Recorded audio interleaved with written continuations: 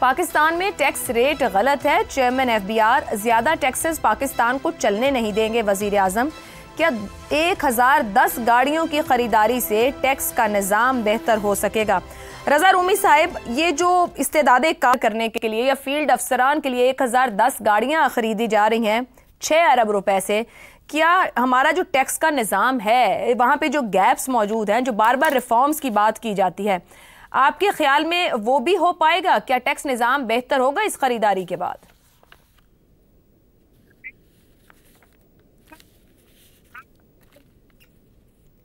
आयशा, बात यह है कि ये गाड़ियां जो है, जिसे अंग्रेजी में कहा जाता है टिप ऑफ द आइसबर्ग है।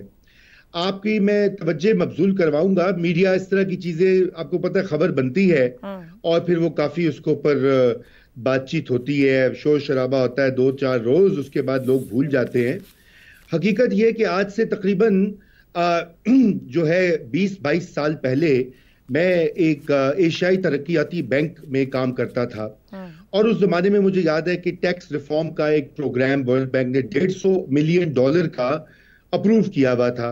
उसके बाद वो प्रोग्राम खत्म हुआ, एक और प्रोग्राम आया और फिर 2019 में $400 मिलियन का प्रोग्राम एक और आ गया।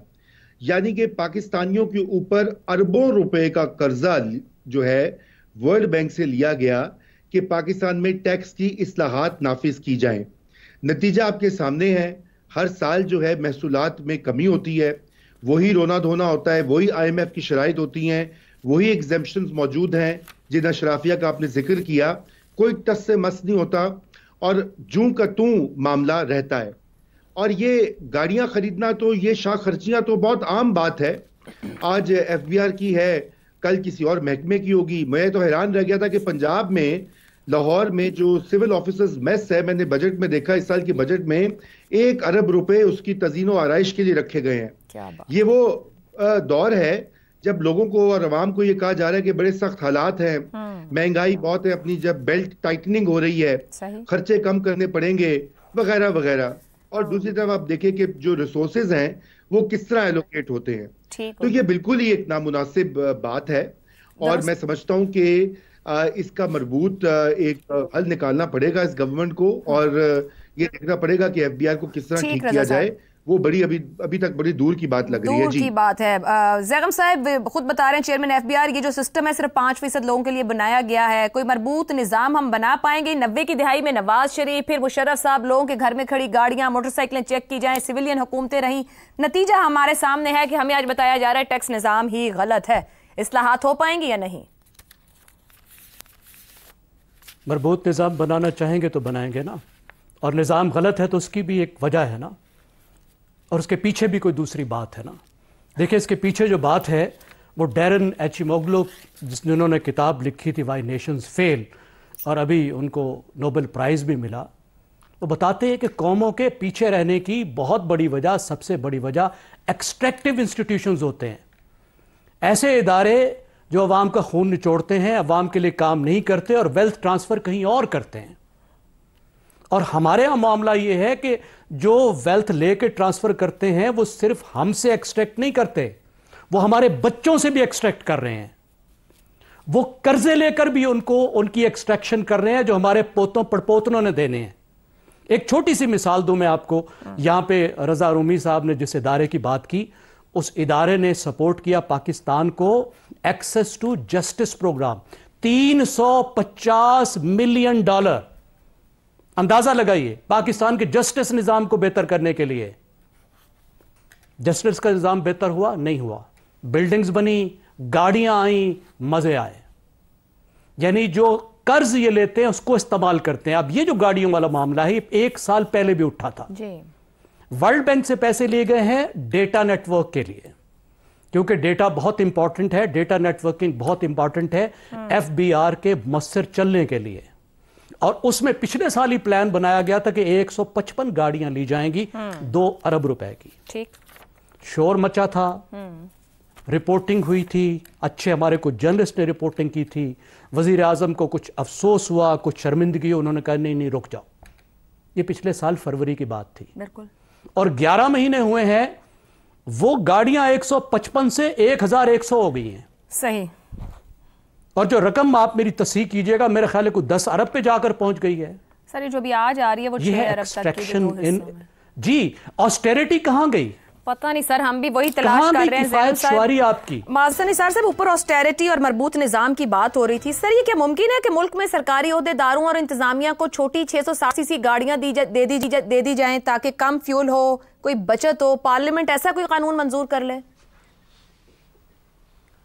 ये हो चुका है पहले, जुनेजो साहब ने ये किया था, लेकिन देखो बात सुनो, ये हो चुका है तो सर दोबारा कर लेते हैं। ये प्रैक्टिस भी हुआ उसके बाद। मैं वही कह रहा हूँ ना जी, लेकिन अगर पहले नहीं हुआ तो दोबारा करके देख लो। मेरी एक किताब है काले कॉल, उसका एक जुमला बड़ा वायरल, मैंने बोला भी कई दफा, उसके एडिशंस भी बड़े। जुमला सादा है जिसको बहुत ही तफसील के साथ जैगम साहब और रजा रूमी साहब ने बहुत खूबसूरती से उसको बिल्कुल नंगा कर दिया मामलात को। मैंने जो बात अर्ज की वो ये थी कि पाकिस्तान का सर्वाइवल सिर्फ एक सूरत में है कि इसके पूरे निजाम को तेजाब से गुसल दो। ये गलाजत का ढेर है।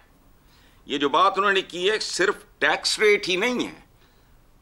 सारे माशाल्लाह मुअज़्ज़िज़ीन बैठे हैं, मुझे पाकिस्तान की कोई एक चीज बताएं। वो कह रहे हैं ना सिर्फ टैक्स रेट ही नहीं, बहुत कुछ, हर शय गलत है, ये ज़हन में रखें। अच्छा, लेकिन ये बात अपने तौर पे अगर इसको बिल्कुल अलग निकाल के देखें, जुज़वी सी बात है, 100% दुरुस्त है कि ज़्यादा टैक्सेस के नताइज मनफी होते हैं और ये रियासत अब वहाँ पहुँच गई है जहाँ अवाम और रियासत का ताल्लुक बुरी तरह मुतासर हो रहा।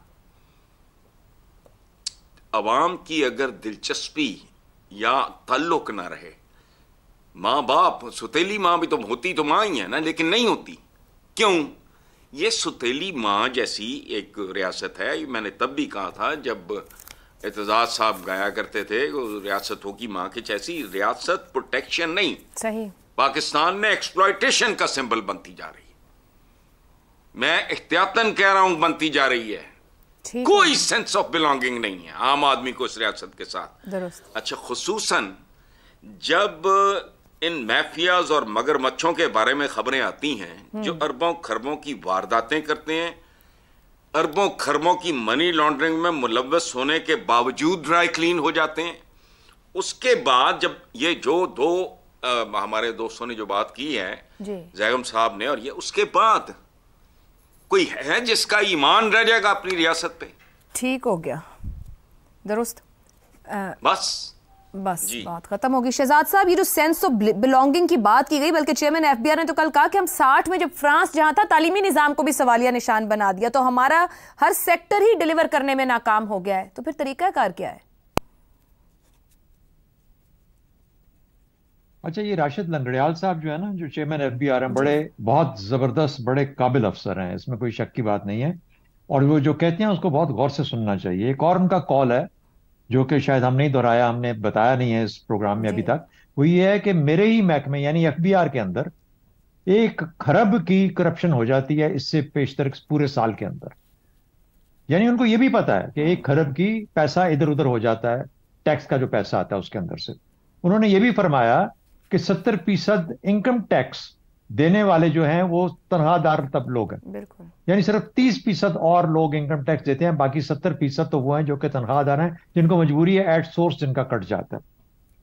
तो ये वो चीजें हैं। अब ये इन्हीं से, और उन्होंने ये भी बिल्कुल ठीक कहा कि इनके अंदर और कोई अब गुंजाइश नहीं है कि मैं और तनख्वाहदार कितना इनसे निकालूंगा, यानी मरे को मारे शामदार, ये वाला अब मामला उनके पास भी अब ताकत खत्म हो गई। उन्होंने कहा मेरी बस हो गई है, मैं अब इससे ज्यादा नहीं कर सकता। आप अंदाजा लगा लीजिए, जो रिटर्न्स बनाई हुई हैं, आप बगैर वकील के, बगैर इनकम टैक्स फाइल करने वाले के, एक्सपर्ट के, आप वो खुद अपने तौर पे नहीं भर सकते वो जो इनकम टैक्स रिटर्न्स है। तो ये पूरे का पूरा निजाम ऐसे तश्कील दिया गया है कि वकीलों की भी याशी हो, इनकम टैक्स रिटर्न वाले भरने वालों की भी याशी हो, सब लोग, और फिर वो आपको तरीके भी बताएं कि आपने इनकम टैक्स कैसे बचाना। 3 शोबे, दुकानदार, वकील और डॉक्टर, दुकानदार, वकील और डॉक्टर, इनसे कितना टैक्स लिया जाता है ये देख लीजिएगा। 60% हमारी इकोनॉमी का जो जीडीपी का जो हिस्सा है, 60% वो सर्विसेज सेक्टर से आता है। और ये सब सर्विसेज सेक्टर में इंक्लूडेड हैं। ये तमाम लोग, इनसे पता कर रहे हैं आपको असल में 60% जो जीडीपी का हिस्सा है वो कितने फीसद टैक्स अदा करता है। रियल एस्टेट और रिटेल, यानी ये जो जमीन का कारोबार है, और रिटेल वाले, ये दुकानदार, इनका हिस्सा देख लें जीडीपी के अंदर और देख लें ये टैक्स कितना देते हैं, आपको अपना पता लग जाएगा। कि तो राशिद लंगड़ियाल साहब को पता सब कुछ है, हाथ में मजबूरियां कुछ नहीं उनकी है। बेशुमार हैं जिसकी वजह से वो कुछ कर नहीं पा रहे। तो इसलिए आहिस्ता आहिस्ता रियासत उस जगह पहुंच रही है जहां उसकी अपनी बस हो रही है रियासत की। इससे आगे शायद रियासत के लिए भी कुछ करना मुश्किल हो जाएगा।